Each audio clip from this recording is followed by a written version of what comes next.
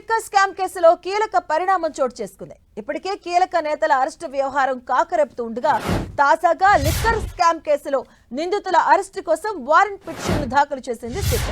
మొత్తం 12 మంది నిందితులను అరెస్ట్ చేయడం కోసం అనుమతి ఇవ్వాలని విజయవాడ ఏసీబీ కోర్టులో సిట్ అధికారులు వారెంట్ పిటిషన్ దాఖలు చేశారు.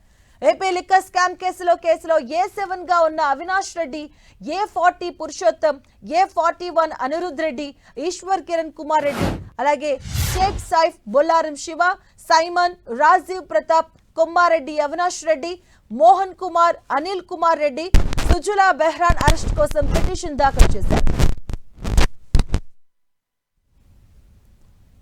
అయితే సిట్ వారెంట్ పిటిషన్ పై విచారణను ఎల్లుండికి వాయిదా వేసింది ఏసీబీ కోర్టు.